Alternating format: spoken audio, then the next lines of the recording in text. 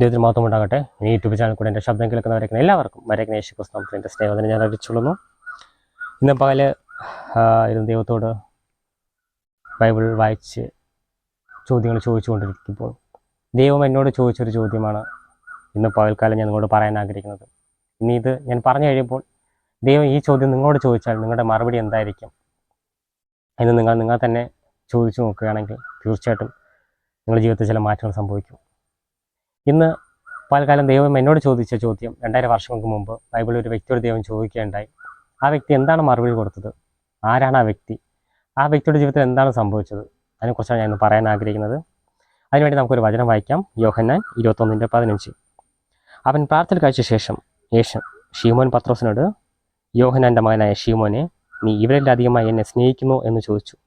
അതിനവൻ, ഉവ്വ് കർത്താവേ, എനിക്ക് നിന്നോട് പ്രിയമുണ്ട് എന്ന് നീ അറിയുന്നുവല്ലയോ എന്ന് പറഞ്ഞു. എൻ്റെ കുഞ്ഞാടുകളെ മേയ്ക്കുക എന്ന് അവനോട് പറഞ്ഞു. രണ്ടാമതും അവനോട്, യോഹന്നാൻ്റെ മകനായ ശീമോനെ, നീ എന്നെ സ്നേഹിക്കുന്നുവോ എന്ന് ചോദിച്ചു. അതിനവൻ, ഉവ്വ് കർത്താവേ, എനിക്ക് നിന്നോട് പ്രിയമുണ്ട് എന്ന് നീ അറിയുന്നുവല്ലയോ എന്ന് പറഞ്ഞു. എൻ്റെ ആടുകളെ പരിപാലിക്കുക എന്ന് അവനോട് പറഞ്ഞു. മൂന്നാമതും അവനോട്, യോഹന്നാൻ്റെ മകനായ ശീമോനെ, നിനക്ക് എന്നോട് പ്രിയമുണ്ടോ എന്ന് ചോദിച്ചു.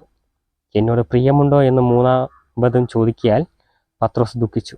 കർത്താവേ, നീ സകലവും അറിയുന്നു, എനിക്ക് നിന്നോട് പ്രിയമുണ്ട് എന്ന് നീ അറിയുന്നു എന്ന് അവനോട് പറഞ്ഞു. യേശു അവനോട്, എൻ്റെ ആടുകളെ മേയ്ക്കുക എന്ന് പറഞ്ഞു.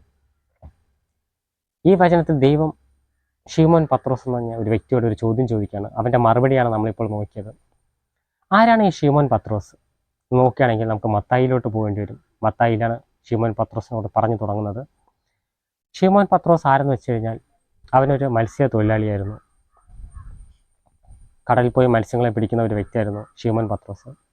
ചെറുപ്പം മുതലേ മത്സ്യങ്ങളെ പിടിക്കുന്നത് കണ്ടു വളരുകയും തൻ്റെ ഉപജീവന മാർഗമായി അത് മാറ്റുകയും ചെയ്ത ഒരു വ്യക്തിയായിരുന്നു ശീമോൻ പത്രോസ്. എന്നാൽ എൻ്റെ യേശു ഭൂമിയിൽ വരികയും അവന് 12 ശിഷ്യന്മാർ ആവശ്യമായിരുന്നു. 12 ശിഷ്യന്മാരിൽ ഒരുവനായിരുന്നു ഈ ശീമോൻ പത്രോസ്. യേശു ഒരു ദിവസം കടൽത്തീരത്തൂടെ നടക്കുമ്പോൾ ശീമോൻ പത്രോസ് കടലിൽ മീൻ പിടിച്ചുകൊണ്ടിരിക്കുകയായിരുന്നു. അവൻ രാവിലെ മുതൽ വൈകുന്നേരം വരെ മീൻ പിടിക്കുകയായിരുന്നു. മീനൊന്നും കിട്ടിയില്ല, വിഷമിച്ചിരിക്കുകയായിരുന്നു. ആ സമയത്ത് നിർത്തി തിരിച്ചു പോരാമെന്ന് ഇരിക്കുന്നപ്പോഴാണ് യേശു അവിടെ വരികയും ശീമോനോട് പറയാണ്, വലയിറക്കുക, മീൻ കിട്ടുമെന്ന് പറഞ്ഞു. അപ്പോൾ ശീമോൻ പറയാണ്, രാവിലെ മുതൽ ഞാൻ ഇത്ര നേരം നോക്കി, ഒന്നും കിട്ടിയില്ല. കാരണം എൻ്റെ എക്സ്പീരിയൻസിൽ ഞാൻ പല ഇതും നോക്കി, പക്ഷെ ഒന്നും കിട്ടിയില്ല. പക്ഷെ നീ പറഞ്ഞ നിൻ്റെ വാക്കിൻ്റെ പേരിൽ ഞാൻ ചെയ്യാമെന്ന് പറഞ്ഞു. അവൻ വലയിറക്കി, ഒരുപാട് മീൻ കിട്ടുകയും വല കീറി അളവ് മീൻ കിട്ടുകയും ചെയ്തു. അത് കണ്ടപ്പോൾ ശീമോൻ പത്രോസ് ഓടി വന്ന് അവൻ്റെ മുമ്പിൽ മുട്ടുകുത്തി നിന്നു. എന്തുകൊണ്ടെന്ന് വെച്ചാൽ ശീമോൻ പത്രോസ് ചെറുപ്പം മുതൽ, ഞാൻ പറയില്ല, ചെറുപ്പം മുതൽ കടലിൻ്റെ കണ്ടു വളർന്നവനാണ്. അവൻ്റെ കടലിൻ്റെ ഗതി അറിയാം, കടലിൻ്റെ മാറ്റങ്ങൾ അറിയാം, എപ്പോൾ മീൻ കിട്ടുമെന്നറിയാം, എപ്പോൾ മീനുകൾ എവിടെ കൂടുതലുണ്ടെന്നറിയാം, എപ്പോൾ പോയാൽ കറക്റ്റായിട്ട് മീൻ പിടിക്കാം, എല്ലാ കാര്യങ്ങളും അറിയാമെന്നുള്ളൊരു വ്യക്തിയാണ് ശീമോൻ പത്രോസ്. എന്നാൽ കടലിനെക്കുറിച്ച് യാതൊരു അറിവുമില്ലാത്തൊരു വ്യക്തി പെട്ടെന്ന് വന്നിട്ട് പറഞ്ഞപ്പോൾ മീനെല്ലാം ഒരുപാട് കിട്ടിയപ്പോൾ തനിക്ക് ഭയങ്കര അതിശയം തോന്നി. അവനൊരു കാര്യം മനസ്സിലായി, ഇത് പറഞ്ഞ് ഈ വ്യക്തിക്ക് എന്തോ ഒരു ശക്തിയുണ്ട്. അത് കണ്ടാണ് ശീമോൻ പത്രോസ് ഓടി വന്ന യേശുവിൻ്റെ കാൽക്കൽ വീണു. മത്തായി ഇങ്ങനെ പറയുന്നുണ്ട്, യേശു അവനോട് പറയുന്നുണ്ട്, ഇന്നു മുതൽ ഞാൻ നിന്നെ മനുഷ്യനെ പിടിക്കുന്നവനാക്കും. അന്ന് മുതൽ അവൻ്റെ ജോലി മാറി, അവൻ ദൈവ ശുശ്രൂഷയ്ക്ക് വേണ്ടി ഇറങ്ങി തിരിച്ചു. എന്ന് വെച്ച് കഴിഞ്ഞാൽ മനുഷ്യനെ പിടിക്കുന്നവൻ ദൈവവേലയ്ക്ക് വേണ്ടി ഇറങ്ങാൻ തുടങ്ങി. അന്ന് മുതൽ യേശു എവിടെയെല്ലാം പോയോ അവിടെ എല്ലാം യേശുവിൻ്റെ കൂടെ പോകാൻ തുടങ്ങുകയും ചെയ്തു. അങ്ങനെ അവൻ്റെ വേലയുടെ ഓരോ ഘട്ടങ്ങളിലും താൻ വളരുവാൻ തുടങ്ങി, ആത്മീയമായിട്ട് വളരുവാൻ തുടങ്ങി. അതിൻ്റെ തെളിവാണ് അവൻ സ്വർഗീയ വെളിപ്പാടുകൾ കിട്ടുന്ന ഒരു അവസ്ഥയിൽ അവൻ എത്തുവാനിടയിൽ മാറി. ഒരിടത്ത് ഒരു സമയത്ത് യേശു ശിഷ്യന്മാരോട് ചോദിച്ചു എന്നെക്കുറിച്ച്, കാരണം യേശു ഒരുപാട് അത്ഭുതങ്ങളൊക്കെ ചെയ്തിട്ടുണ്ടായിരുന്നു ആ രാജ്യത്ത്. അപ്പം യേശു ചോദിക്കുകയാണ്, എന്നെക്കുറിച്ച് ഇവിടെ ഉള്ളവർ എന്ത് പറയുന്നുണ്ട്? അപ്പോൾ അതിൽ കുറേ ശിഷ്യന്മാർ പറയുന്ന ഒരു മറുപടി ഉണ്ട്, നമുക്കത് വായിക്കാം. അതിങ്ങനെയാണ്, മത്തായി 15:14, മത്തായി 16:15 നിങ്ങൾ എന്നെ ആരെന്ന് പറയുന്നുവെന്ന് അവനോട് ചോദിച്ചു. ശീമോൻ പത്രോസ്, നീ ജീവനുള്ള ദൈവത്തിൻ്റെ പുത്രനെ യേശു ക്രിസ്തു എന്ന് ഉത്തരം പറഞ്ഞു. എന്നാൽ ശിഷ്യന്മാരോട് ചോദിച്ചപ്പോൾ ശിഷ്യന്മാർ കൂടെയുള്ളവർ എന്താ പറഞ്ഞതെന്നറിയാമോ? അതിൻ്റെ 14, ചിലർ യോഹന്നാൻ സ്ഥാപകനെന്നും ചിലർ എലിയാവെന്നും ചിലർ യെരേമ്യ പ്രവാചകനെന്നും ഇങ്ങനെ ഓരോരുത്തരും ഇങ്ങനെ പറഞ്ഞു. എന്നാൽ ശിമോൻ പത്രോസ് മാത്രം പറഞ്ഞു, നീ ജീവനുള്ള ദൈവത്തിൻ്റെ പുത്രനാണ്. ഇത് കേട്ടപ്പോൾ യേശു അവരോട് പറഞ്ഞു, നീ ഭാഗ്യവാൻ, ജഡരക്തങ്ങളല്ല നിന്നെ ഇത് വെളിപ്പെടുത്തിയത് സ്വർഗസ്ഥനായ എൻ്റെ പിതാവാണ്. കാരണം സ്വർഗീയ വെളിപ്പാട് കിട്ടി. അത് കണ്ട് യേശുവോട് പറയാണ്, നിനക്ക് സ്വർഗീയ വെളിപ്പാട് കിട്ടിയിരിക്കുക. ഇത് നീ മനുഷ്യരിൽ നിന്ന് കേട്ട് പറഞ്ഞതല്ല, ഇത് നിന്നെ കൊണ്ട് പറയിപ്പിച്ചത് എൻ്റെ യേശുവാണ്. എന്നിട്ട് പറയാണ്, പിതാവാണ്. 19 പറയുന്നുണ്ട്, വാഗ്ദത്തമാണ് അവിടെ കൊടുക്കുന്നത്. സ്വർഗരാജ്യത്തിൻ്റെ താക്കോൽ ഞാൻ നിനക്ക് തരും. നീ ഭൂമിയിൽ കെട്ടുന്നതൊക്കെയും സ്വർഗത്തിൽ കെട്ടിപ്പെട്ടിരിക്കും, നീ ഭൂമിയിൽ അരിക്കുന്നതൊക്കെയും സ്വർഗത്തിൽ അരിച്ചിരിക്കും എന്നൊരു വാഗ്ദത്വം അവന് കൊടുക്കുവാനിടയായി മാറി. ഓർക്കണമേ, അത്ഭുതം കണ്ടവൻ ദൈവത്തിൻ്റെ കൂടെ നടന്ന് ദൈവത്തിൻ്റെ വേലയ്ക്ക് ഒടുവിൽ താൻ സ്വർഗീയ വെളിപ്പാട് വരെ കിട്ടുന്ന ഒരവസ്ഥയിലെത്തി, വാഗ്ദത്വം കിട്ടിയവൻ. ഈ ഒരു അവസ്ഥയിലിരിക്കുന്ന ശിമോൻ പത്രോസ് തൻ്റെ ജീവിതം മുന്നോട്ട് പോയിക്കൊണ്ടിരിക്കുകയാണ്. ഈ സമയത്താണ് യേശു പറയുന്നത്, എൻ്റെ സമയം തീരാറായി, മനുഷ്യപുത്രൻ ഏൽപ്പിച്ചു കൊടുക്കേണ്ട സമയം എത്തിക്കഴിഞ്ഞു. കാരണം എന്നെ പിടിക്കുവാൻ ആൾക്കാർ വരുന്ന കാര്യങ്ങളൊക്കെ യേശു പറയപ്പോൾ ശിമോൻ പത്രോസ് പറയുന്നുണ്ട്, ഒരിക്കലും നടക്കില്ല. അത് ഞാൻ ജീവിച്ചിരിക്കുമ്പോൾ അതൊരിക്കലും സംഭവിക്കില്ല. കാരണം അത് നിന്നോട് ഞാൻ മരിക്കാനും അതുകൊണ്ട് നിന്നോട് ജയിലിലാവാനും ഞാൻ ഒരുക്കമാണ്. അത് ലൂക്ക 22:33 പറയുന്നുണ്ട്, അവനോട്, കർത്താവേ, ഞാൻ നിന്നോട് കൂടെ മരിക്കാനും തടവിലാകാനും ഒരുക്കമാണ്. ഓർക്കണമേ, യേശുവിനെ പിടിക്കാൻ വേണ്ടി പടയാളികൾ വന്ന സമയത്ത് താൻ തൻ്റെ വാളൂരി വന്ന പടയാളിയുടെ കാത് വെട്ടിക്കളഞ്ഞവനാണ് ശിമോൻ പത്രോസ്. അത്ര വാശൻ, ദൈവത്തിന് വേണ്ടി ഞാൻ എന്തും ചെയ്യും എന്നുള്ള ഭയങ്കര വാശിയുള്ള ഒരു വ്യക്തിയായിരുന്നു ശിമോൻ പത്രോസ്. എന്നാൽ യേശു അവരോട് പറയാണ്, ഇതൊക്കെ ശരിയാണ്, നീ എനിക്ക് വേണ്ടി ചാവുമെന്ന് പറയുന്നതും എൻ്റെ കൂടെ ജയിലിൽ കിടക്കാമെന്ന് പറയുന്നതും എന്നെ പിടിക്കാൻ വരുന്നവരെ എതിരെ നിൽക്കുന്നതൊക്കെ ശരിയാണ്. പക്ഷേ ശിമോൻ പത്രോസേ, നീ എന്നെ 3 വട്ടം തള്ളിപ്പറയും. അതും എന്നെ പിടിച്ചുകൊണ്ടുപോയി കോഴി കൂവുന്നതിന് മുമ്പ് ഒരു 3 വട്ടം എന്നെ തള്ളിപ്പറയും. ശിമോൻ പത്രോസ് പറഞ്ഞ്, ഒരിക്കലുമില്ല ദൈവമേ, ജയിലിൽ കിടക്കാനും അയക്കാനൊക്കെ ഞാൻ തയ്യാറാണ്, ഒരിക്കലും സംഭവിക്കില്ല. പക്ഷെ എല്ലാം അറിയാവുന്ന എൻ്റെ യേശു അവരോട് പറഞ്ഞു, തീർച്ചയായിട്ടും അത് സംഭവിക്കും. പക്ഷെ ഞാൻ എൻ്റെ പിതാവിനോട് എന്ത് പറഞ്ഞെന്നറിയാവോ?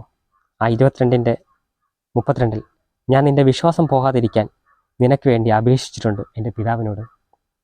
എന്നാൽ നീ ഒരു സമയം തിരിഞ്ഞു വന്ന ശേഷം നിൻ്റെ സഹോദരന്മാരെ ഉറപ്പിച്ചുകൊള്ളാം. ശിമോൻ പത്രോസേ, എന്തായാലും നീ തള്ളി പറയും, പക്ഷേ ഞാൻ പിതാവിനോട് അപേക്ഷിച്ചിട്ടുണ്ട് നിന്നെ നശിപ്പിച്ച് കളയരുതെന്ന്. നീ തിരിച്ചു വരുമ്പോൾ നിൻ്റെ സഹോദരന്മാരെ നീ ഉറപ്പിച്ചു കൊള്ളണമേ. എൻ്റെ സഹോദരന്മാർക്ക് വേണ്ടി, എൻ്റെ വേലയ്ക്ക് വേണ്ടി നീ തിരിച്ചു വരും എന്നവന് വാഗ്ദത്തം കൊടുത്തു. അതിനുശേഷം പടയാളികൾ വരുന്നു, യേശുവിനെ പിടിച്ചുകൊണ്ട് പോകുന്നുണ്ട്, യേശുവിനെ അടിക്കുന്നുണ്ട്. ആ സമയത്ത് അവൻ ദൂരത്ത് നിന്ന് ശിമോൻ പത്രോസ് നോക്കിക്കൊണ്ടിരിക്കുക. അവിടെ നോക്കിക്കൊണ്ടിരിക്കുന്ന ശിമോൻ പത്രോസ് ഒരു വ്യക്തി വന്ന് ചോദിക്കുകയാണ്, നീ അന്ന് യേശുവിൻ്റെ കൂടെ നടന്ന ഒരു ആളല്ലേ, ഒരു വേലക്കാരിയാണ്. അത് മാർക്ക് 14:66 പത്രോസ് താഴത്ത് നടുമുറ്റത്തിരിക്കുമ്പോൾ മഹാപുരോഹിതനായ തൻ്റെ ബാല്യക്കാരിൽ ഒരുത്തി വന്നു. ബാല്യക്കാരി എന്ന് വെച്ചാൽ വേലക്കാരി. ഒരുത്തി വന്ന് ചോദിക്കാം, നീ അന്ന് യേശുവിന് നടന്ന ഒരു ശിഷ്യനല്ലേ? ഞാൻ പറയാണ്, ഇല്ല, നീ പറഞ്ഞ എനിക്ക് മനസ്സിലാവുന്നില്ല. രണ്ടാമതും ചോദിക്കുമ്പം പറയാണ്, നീ പറയുന്നത് എനിക്ക് മനസ്സിലാവുന്നില്ല, തള്ളി പറയാണ്. മൂന്നാമതും പറയാണ്, തള്ളി പറയാൻ മാത്രമല്ല പ്രാകുവാനും ആണയിടുവാനും തുടങ്ങി. 14:71 താൻ പ്രാകുകയും ആണയിടുകയും, എൻ്റെ പൊന്നെ നശിച്ച വ്യക്തി കാരണം ഇപ്പം എനിക്ക് സ്വസ്ഥത പോലുമില്ല. ആരാണ് അയാൾ? ഞാൻ മര്യാദയ്ക്ക് മീൻ പിടിച്ചോളുന്ന ഒരു മുക്കവൻ മാത്രമാണ്, ഞാനൊരു മത്സ്യത്തൊഴിലാളി മാത്രമാണ്. എന്ന് എൻ്റെ ജീവിതത്തിൽ യേശു വന്ന് കയറിയോ അന്നു മുതൽ എൻ്റെ സമാധാനം പോയി. താണ്ട ഇപ്പോൾ എല്ലാവരും എന്നെ കുറ്റപ്പെടുത്തുന്നു എന്ന് പറഞ്ഞ് ആണയിടുക എന്ന് വെച്ച് കഴിഞ്ഞാൽ നമ്മൾ പറയില്ലേ, അമ്മയാണ്, അച്ഛനാണ് നമ്മൾ. കാരണം ഒരു കാര്യത്തിന് നമ്മൾ ഉറപ്പിക്കാൻ നമ്മൾ ചെയ്യുന്നതാണ് ആണ. നമ്മൾ ആണയിട്ടാൽ പറയും, നമ്മൾ എടാ ഞാൻ എൻ്റെ അച്ഛനും അമ്മയും കൂടെ സത്യം ചെയ്തു, ഇത് സത്യമാണ്, ഇതിൽ വേറെ മാറ്റമില്ല എന്ന് പറയാറില്ലേ. കാരണം വിശ്വാസിയാണോ, നീ ഒരു കാര്യം മറക്കരുത്, നമുക്ക് ആണയിടാൻ അധികാരമില്ല. വചനം ഇങ്ങനെ പറയുന്നുണ്ട്, സ്വർഗത്തിനെ കൊണ്ടോ ഭൂമിയെ കൊണ്ടോ ആണയിടാൻ പാടില്ല. സ്വർഗം സിംഹാസനവും ഭൂമി യേശുവിൻ്റെ പാദപീഠവുമാണ്. നിങ്ങളോട് ആരും ചോദിക്കുകയാണെങ്കിൽ ഒന്ന് അതെ എന്ന് മറുപടി പറയുക. ആണയിടാൻ തിരഞ്ഞെടുക്കപ്പെട്ട നിനക്കും എനിക്കും അധികാരമില്ല. ആമേ, ഞാൻ അത് ഓർമ്മിപ്പിച്ചോളുന്നു.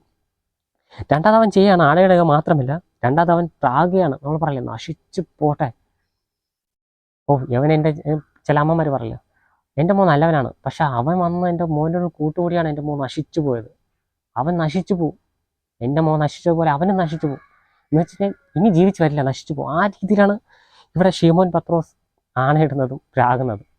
ഓർക്കണമേ, ഒരു കാലത്ത് യേശുവിനോട് പറഞ്ഞതാണ്, നിനക്ക് വേണ്ടി മരിക്കാനും നിന്നെ കൊണ്ട് ജയിലിൽ ആകാനും ഞാൻ തയ്യാറെന്ന് പറഞ്ഞ വ്യക്തി ഇവിടെ ആണയിടുകയും പ്രാകുകയും ചെയ്യുന്ന ഒരു അവസ്ഥയിലിട്ട് താൻ പോകാനിടയിൽ മാറി. ഒടുവിൽ യേശു മരിക്കുകയും മൂന്നാമത്തെ ദിവസം ഉയർത്തെഴുന്നേറ്റ് വരികയും ചെയ്തു. പക്ഷേ ശിമോൻ പത്രോസ് ഇതൊന്നും കാര്യമാക്കില്ല. താൻ പഴയ ജോലിക്കായി തൻ്റെ കൂടെയുള്ള ആൾക്കാരെ വിളിച്ചുകൊണ്ട് വീണ്ടും മീൻ പിടിക്കാൻ പോയി. മീൻ പിടിച്ചുകൊണ്ടിരിക്കുമ്പോൾ മീനൊന്നും കിട്ടുന്നില്ല. സന്ധ്യ ആയപ്പോൾ ഒരുവൻ കരയിൽ നിന്ന് വിളിച്ചു പറയുന്നുണ്ട്, ആഴത്തിലോട്ട് വലയിറക്കാമെന്ന് പറഞ്ഞു. വലയിറക്കിയപ്പോൾ ഒരുപാട് മീൻ കിട്ടുകയുണ്ടായിരുന്നു. അതിനെക്കുറിച്ച് പറഞ്ഞിരിക്കുന്നത് യോഹന്നാൻ 21:3 നിങ്ങൾ വായിച്ചാൽ മനസ്സിലാവും. അവിടെ അതിനെക്കുറിച്ച് പറഞ്ഞിട്ടുണ്ട്. വല വീശുവാൻ പറഞ്ഞു, വല വീശി ഒരുപാട് മീൻ കിട്ടി. ആ ഒരുപാട് മീനുകളെ കണ്ടതും ശിമോൻ പത്രോസിന് ഒരു കാര്യം മനസ്സിലായി. താൻ മാനസാന്തരപ്പെട്ട സമയത്ത് കണ്ട അതേ അത്ഭുതം തൻ്റെ മുമ്പിൽ കണ്ടപ്പോൾ അവന് മനസ്സിലായി കരയിൽ നിൽക്കുന്നത് യേശുവാണെന്ന്. അത് കണ്ട് അവൻ അപ്പോൾ തന്നെ വെള്ളത്തിലെടുത്ത് ചാടി എന്നാണ് വചനം പറയുന്നത്. അവൻ അജ്ഞനായതുകൊണ്ട് വെള്ളത്തിലെടുത്ത് ചാടി. എന്നാൽ യേശു പോയില്ല. യേശു കരയിൽ അവന് വേണ്ടി കാത്തിരുന്നു. അവൻ വന്നു. അതിനുശേഷം പ്രാർത്ഥന കഴിച്ച ശേഷമുള്ള കാര്യമാണ് നമ്മൾ വായിച്ചത്, 21:15 മുതൽ 17 വരെ. അവിടെ എങ്ങനെയാണ് എല്ലാം കഴിഞ്ഞിട്ട് ശിമോൻ പത്രോസിനെ അടുത്ത് വിളിച്ചിട്ട് യേശു ചോദിക്കുകയാണ്, ശിമോൻ പത്രോസേ, നീ എന്നെ സ്നേഹിക്കുന്നുണ്ടോ? ശിമോൻ പത്രോസ് പറഞ്ഞു, അതെ, എനിക്ക് നിന്നോട് പ്രിയമുണ്ട്. രണ്ടാം ചോദിച്ചു, നീ എന്നെ സ്നേഹിക്കുന്നുണ്ടോ? ശിമോൻ പത്രോസ് പറഞ്ഞു, അതെ, എനിക്ക് നിന്നോട് പ്രിയമുണ്ട്. എന്താണ് ഈ സ്നേഹവും പ്രിയവും തമ്മിലുള്ള വ്യത്യാസം? സ്നേഹിക്കാന്ന് വെച്ചാൽ മരിക്കാനുള്ളതാണ് സ്നേഹം. പ്രിയമെന്ന് വെച്ചാൽ അതൊരു ഇഷ്ടമാണ്.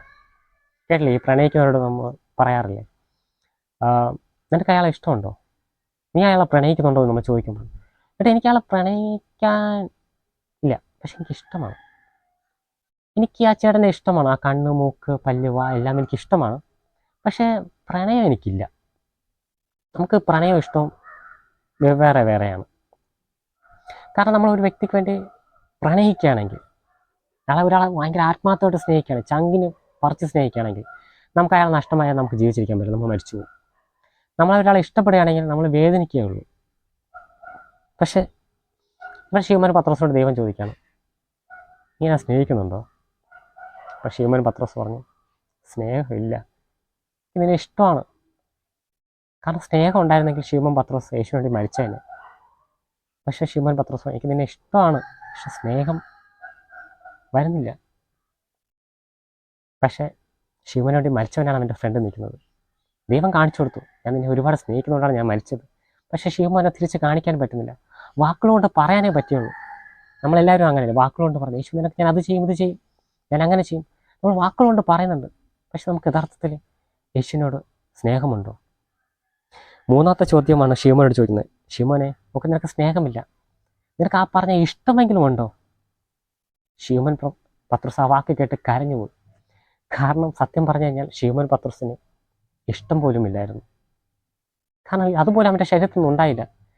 കാരണം ഇഷ്ടമുണ്ടായിരുന്നെങ്കിൽ, സ്നേഹമുണ്ടായിരുന്നെങ്കിൽ അവൻ മരിച്ചേനെ. പക്ഷേ ഇഷ്ടമുണ്ടായിരുന്നെങ്കിൽ അവൻ തള്ളി പറയില്ലായിരുന്നു. നമുക്ക് ഇഷ്ടമുള്ള ഒരാളിനെ നമ്മൾ ഒരിക്കലും തള്ളി പറയില്ലല്ലോ. നമ്മൾ അയാളെ സ്നേഹിക്കണമെന്നില്ല. എനിക്കൊരു പെൺകുട്ടിയോട്, അല്ലെങ്കിൽ എനിക്കൊരു പെൺകുട്ടിയോട് ഇഷ്ടമുണ്ടെന്ന് വിചാരിച്ചോളൂ, ഞാൻ അവൾക്ക് വേണ്ടി മരിക്കാൻ ചിലപ്പം തയ്യാറാവില്ലായിരിക്കും. പക്ഷേ ഇഷ്ടമുണ്ടെങ്കിൽ ഞാൻ ഒരിക്കലും അവളെ തള്ളി പറയില്ലല്ലേ. ആൾക്കാരുടെ മുമ്പിൽ വെച്ച് ഞാൻ തള്ളി പറയില്ല. കാരണം ഇഷ്ടമുണ്ടെങ്കിൽ നമ്മൾ ഒരിക്കലും ആരുടെ മുമ്പിലും ഒരാളെ തള്ളി പറയില്ല. പക്ഷേ ശിമോൻ പത്രോസിന് ഇഷ്ടം പോലും യേശുവിനോട് ഉണ്ടായില്ലെന്ന് ശിമോന് മനസ്സിലായി.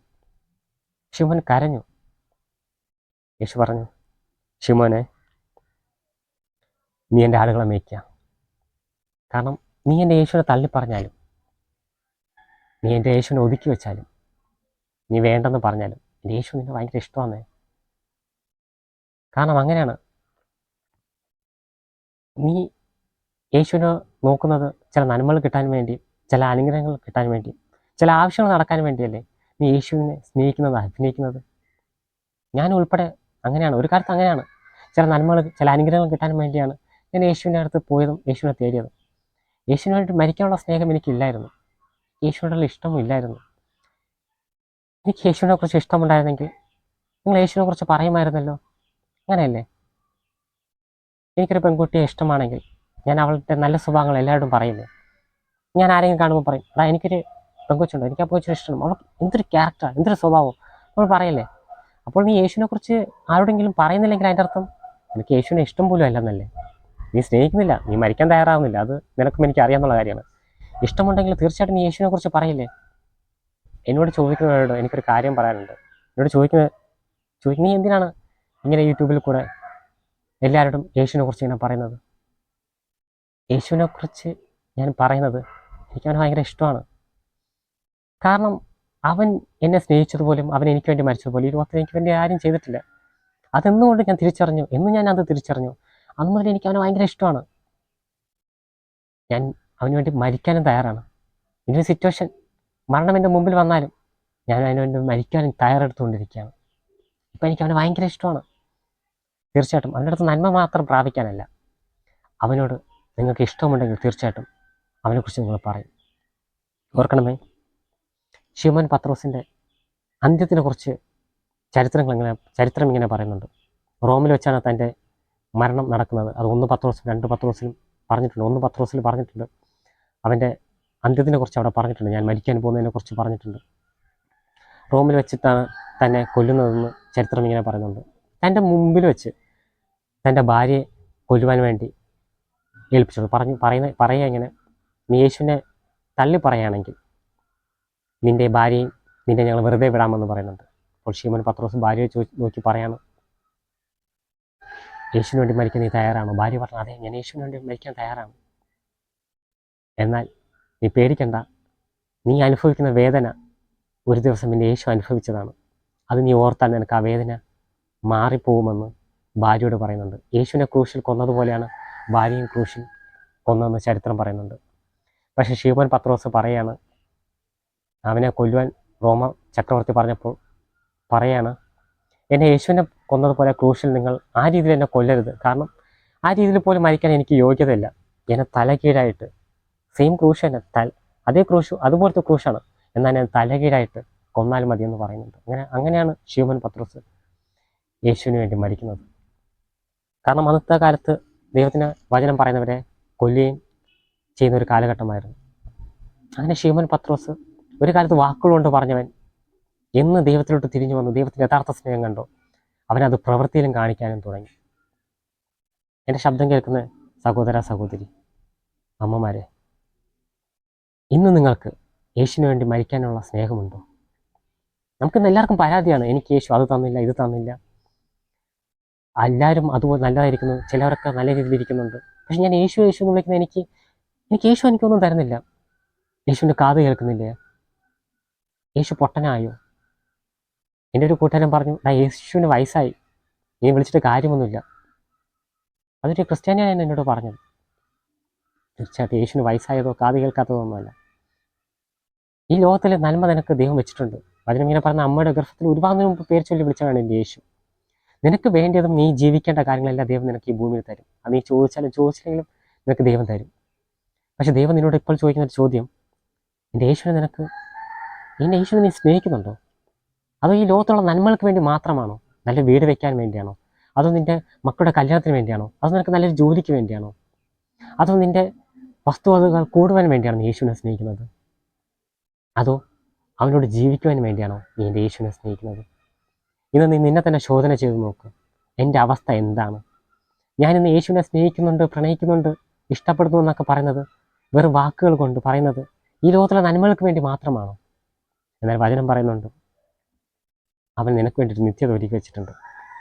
ഒരിക്കലും വാടാത്തൊരു ജീവനിടം നിനക്ക് ഒരുക്കി വെച്ചിട്ടുണ്ട്. എൻ്റെ ശബ്ദം കേൾക്കുന്ന സഹോദര സഹോദരി, ഈ ലോകത്തിലെ നന്മകൾ കുറച്ച് ദിവസമാണ്. അത് 60-70 കൊല്ലം ഈ ഭൂമിയിൽ ജീവിക്കുന്ന കൊല്ലം മാത്രമേ ഈ സമ്പാദ്യമായാലും എന്തായാലും നിനക്ക് അനുഭവിക്കാൻ പറ്റുള്ളൂ. അത് കഴിഞ്ഞാൽ ഈ ഒരു ദിവസം ഈ ഭൂമിയായിട്ട് നീ പോകേണ്ടി വരും. അന്ന് അവൻ നിനക്ക് വേണ്ടി നിത്യത ഒരുക്കി വെച്ചിട്ടുണ്ട്. യേശു പോകുമ്പോൾ പറയുന്നുണ്ട്, ഭയപ്പെടേണ്ട, കാര്യം ഞാൻ നിൻ്റെ അടുക്കിലേക്ക് അയക്കുന്നുണ്ട്. ഞാൻ നിനക്ക് വേണ്ടി വാസസ്ഥലം ഒരുക്കുവാൻ പോകുന്നുണ്ട്. വേഗം ആ സ്ഥലത്ത് ഞാൻ നിന്നെ കൂട്ടിച്ചേർക്കും. ഇന്ന് എൻ്റെ ശബ്ദം കേൾക്കുന്നവരെ, നന്മകൾക്ക് വേണ്ടി മാത്രം എൻ്റെ യേശുവിനെ തേടുന്നവരാണെങ്കിൽ ഇന്നൊരു മാറ്റം കൊണ്ടുപോവാം. എൻ്റെ യേശുവിനെ ആത്മാർത്ഥമായിട്ട് അവനെക്കുറിച്ച് ആമേൻ പറയുന്ന അവന് നമുക്കൊരു പ്രണയലേഖനം എഴുതി തന്നിട്ടുണ്ട്. അതാണ് ഈ ബൈബിൾ. എന്ത് ചെയ്യണം, എങ്ങനെ ജീവിക്കണം, എന്ത് ചെയ്യണം, എന്ത് ചെയ്താൽ നീ നിത്യതയിലേക്ക് പോകുമെന്നതിനെ കുറിച്ച് ബൈബിളിൽ പറഞ്ഞിട്ടുണ്ട്. ഇത് ഫോളോ ചെയ്യുകയാണെങ്കിൽ തീർച്ചയായിട്ടും അവനെ നീ സ്നേഹിക്കുന്നതിന് തുല്യമാണ്. അവനെ നീ സ്നേഹിക്കുകയാണെങ്കിൽ തിരിച്ച് അവൻ നിനക്കൊരു വാഗ്ദത്തം ചെയ്തിട്ടുണ്ട്. നിത്യജീവനായ ഒരു വാസസ്ഥലം. അവിടെ നിന്നെ തീർച്ചയായിട്ടും കൊണ്ടുപോകും. ഞാൻ നിർത്തുവാൻ ആഗ്രഹിക്കുന്നു. ഒരു നിമിഷം നമുക്ക് പ്രാർത്ഥിക്കാം. ദൈവമേ, എൻ്റെ ശബ്ദം കേട്ട എല്ലാവരും അങ്ങയുടെ കാര്യങ്ങൾ തരുന്നു. അപ്പം ഇത്രയും കാലം ഞാൻ സ്നേഹിക്കുന്നു എന്ന് വിചാരിച്ചു കൊണ്ടിരുന്നവർ ഇന്നത് തിരിച്ചറിഞ്ഞതിനായി നന്ദി. അവർ ഏത് അവസ്ഥയിലായിരിക്കുന്നതിനെ തിരിച്ചറിഞ്ഞതിന് നന്ദി. അപ്പം എനിക്ക് നീ എന്നെ അത് മനസ്സിലാക്കി തന്നതിനെ നന്ദി. എൻ്റെ അവസ്ഥ നീ അതെനിക്ക് മനസ്സിലാക്കി തന്നതിനെ നന്ദി. എൻ്റെ ശബ്ദം കേൾക്കുന്നവരെ അങ്ങ് അനുഗ്രഹിക്കും. പ്രാർത്ഥന കേട്ട സ്വർഗ്ഗസ്ഥനായ പിതാവേ, ആമേൻ.